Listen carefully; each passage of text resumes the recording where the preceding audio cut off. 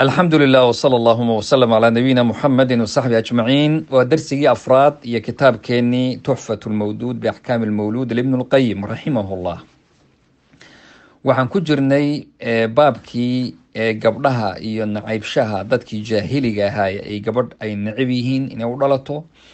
Soomaalideena nafteedu ay sida ahaayeen waagii hore, hadda ma oran karo waqtigan, laakiin waagii hore way ahaayeen xaqiiqada inay necbaayeen gabdhuhu inay u dhashaan.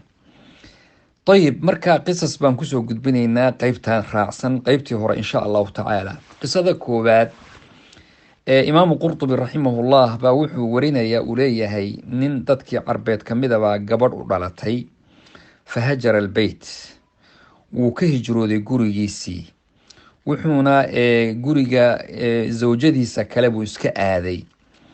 marka ama guriga zawjada kale aaday ama meelahaasuba iska seexan jiro gurigiibuu ka cararay.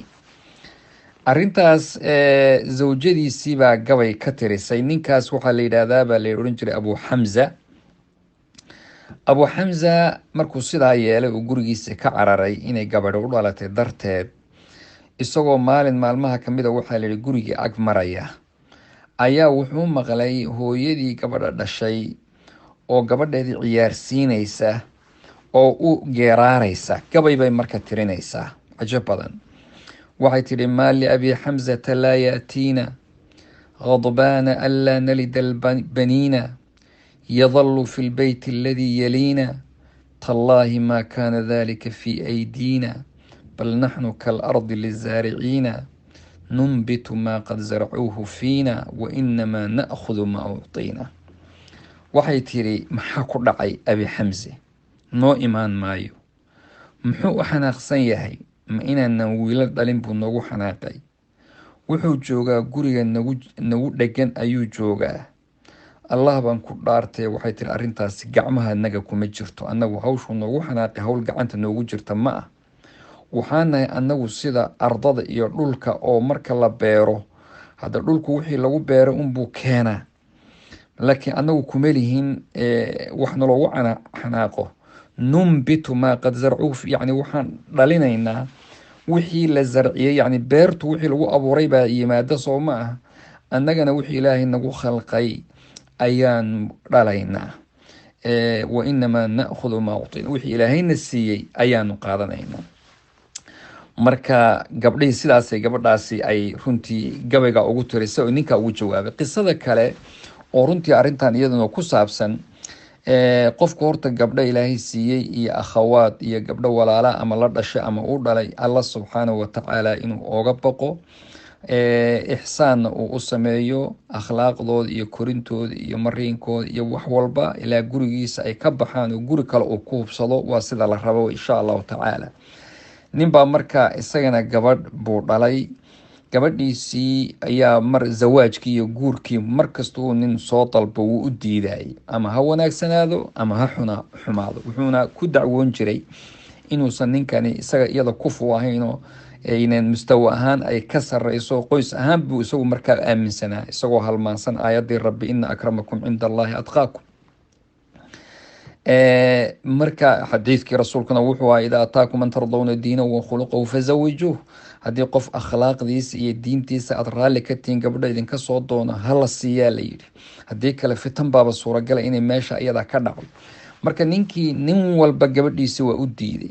gabadhii waa way weynaatay ilaa ay saacaddii geeridu markii ay timid baa waxay tidhi aabbahay igu yeedha. markii u yimid baa waxay tidhi qul aamiin, aabba aamiin dheh. markaasuu yihi aamiin, haddana aamiin dheh, aamiin, haddana aamiin dheh 3 jeer. markaasaa waxay tiri ilaahay waxaan weydiisanayaa rabbi subxaanahu watacaala inuu jannada kaa xarimo oo jannadiisa aadan gelin sidaad adduunka iga xarimtay nicamtiisii. maanta miyaan dhimanayaabay tiri anoon caruur lahayn, anigu ina ciribteyda waxba ka hadhaynin, aniga oo qorkaan dhinto qof iisoo ducaynaya aanan ka tegaynin.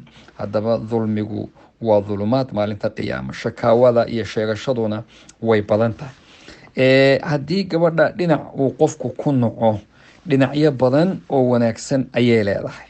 marka qiso kale, gabar iyadoo ninbaa waxaa jiray 4 wiil buu dhalay. marka 4 wiil markuu dhalay baa haddana gabar baa u dhalatay.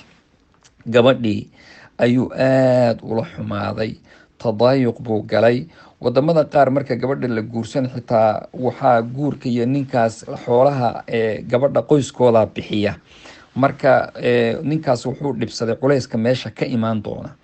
maalin maalmaha kamida wuu fiiriyay balakoonkii guriga, wuxuuna rabaa inuu gabadhiisa halkaa ka tuuro.